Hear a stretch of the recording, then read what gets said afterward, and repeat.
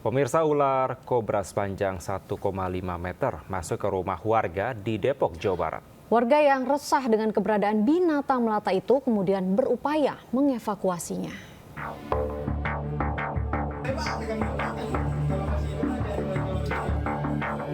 Warga RT 2 RW 12 Cilangkap Tapos, Kota Depok dikejutkan dengan keberadaan ular yang bersembunyi di mesin pompa air salah satu rumah.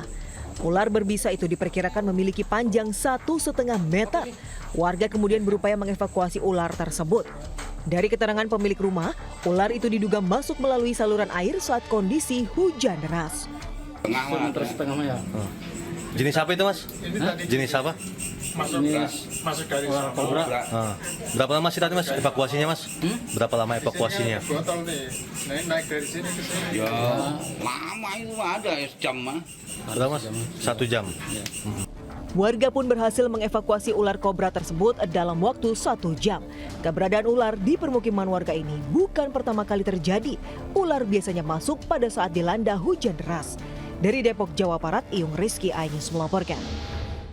Pemirsa, 2 orang pengendara sepeda motor di Surabaya mengalami luka parah di bagian kepala dan tubuhnya setelah tertimpa dahan pohon berukuran besar yang tiba-tiba patah. Kedua korban langsung dilarikan ke rumah sakit untuk mendapatkan penanganan medis.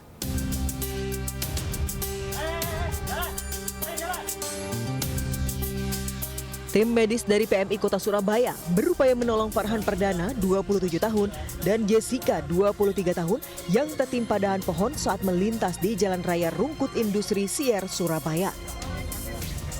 Keduanya terluka parah di kepala dan sejumlah bagian tubuh usai tertimpa dahan pohon sono berukuran besar yang tiba-tiba patah. Herannya, saat kejadian tidak ada angin kencang maupun hujan. 2 unit sepeda motor juga alami kerusakan parah. Usai mendapat pertolongan pertama, kedua korban langsung dilarikan ke IGD RSI Jemur Sari, Surabaya. Sementara patahnya dahan pohon berukuran besar ini diduga akibat kurangnya perawatan pertamanan. Dari Surabaya, Jawa Timur, Yuda Prawira, Ainus melaporkan. Seorang pelajar yang jatuh saat mendaki Gunung Saeng, Bondowoso, Jawa Timur akhirnya dievakuasi petugas. Jenazah dievakuasi dari jurang dengan kedalaman 150 meter.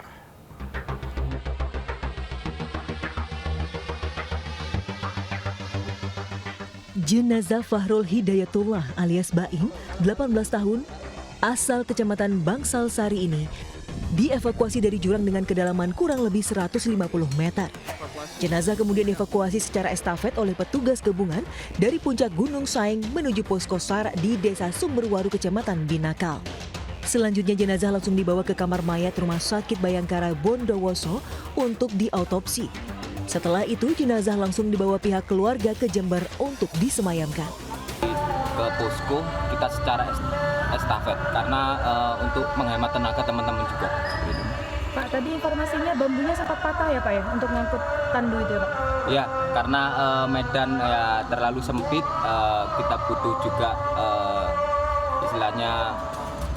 Sebelumnya insiden terjadi saat korban bersama 4 rekan sekolahnya mendaki ke puncak Gunung Saeng. Dalam perjalanan pulang, korban terjatuh ke jurang. Gunung Saeng diketahui merupakan salah satu destinasi pendakian yang akhir-akhir ini banyak diminati. Gunung ini dituju para pendaki yang berburu sunset dan keindahan alam. Dari Bondowoso, Jawa Timur, Rizky Amirul Ahmad, Ainus melaporkan. Pemirsa, kondisi jalan yang rusak parah membuat ambulans yang membawa jenazah tidak dapat melintas. Jenazah terpaksa ditandu warga secara bergantian berjalan sejauh 2 kilometer.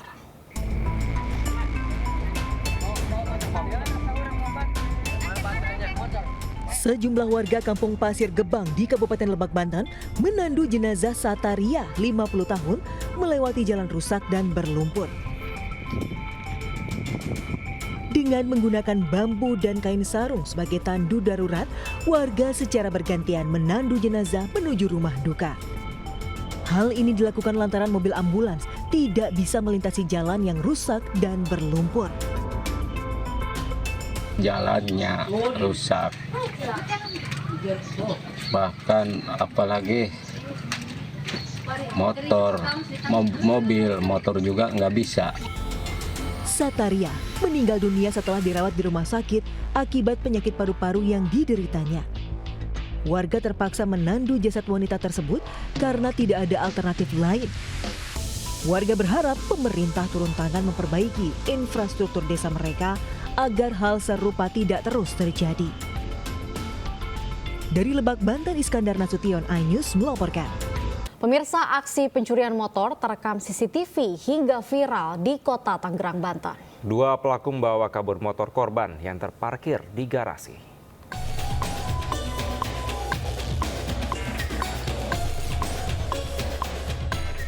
Dua pelaku curanmor terekam kamera CCTV saat beraksi di salah satu kontrakan kawasan Nambo, Karawaci, Tangerang, Banten.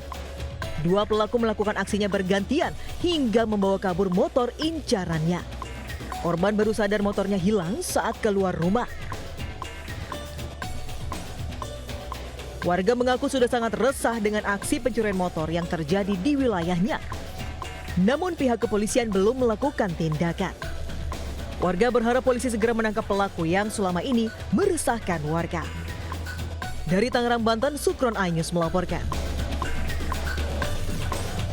Pemirsa, diduga rapuh atap sebuah mal di Surabaya, Jawa Timur ambrol. Pihak manajemen mal memastikan tak ada korban dalam kejadian ini.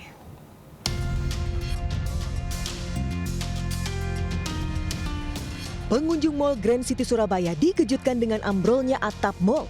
Beberapa material menimpa salah satu resto di lantai 4 mal dan sebagian besar material jatuh ke lantai dasar. Beruntung tidak ada korban atas peristiwa ini. Hasil investigasi sementara, ambrolnya atap disebabkan adanya rembesan air yang membuat atap rapuh karena pada malam sebelumnya kota Surabaya dilanda hujan deras. Tempat kejadian itu di area poin, jadi tidak berdampak sama sekali terhadap tenan di area sekitar. Dan alhamdulillah juga kejadian tersebut tidak ada korban. Nah, dari pihak manajemen melakukan langkah cepat ya 1x24 jam untuk segera. Dalam waktu 2 jam pihak mal melakukan pembersihan dan normalisasi area terdampak. Pihak mal juga memastikan peristiwa tidak berdampak pada operasional mal. Dari Surabaya, Jawa Timur, Rahmat Ilyasan, iNews melaporkan. Pemirsa, kebakaran menghanguskan kandang ternak dan pusat pemanggangan ikan di Rembang, Jawa Tengah. Sejumlah hewan ternak, kambing dan juga sapi mati terpanggang.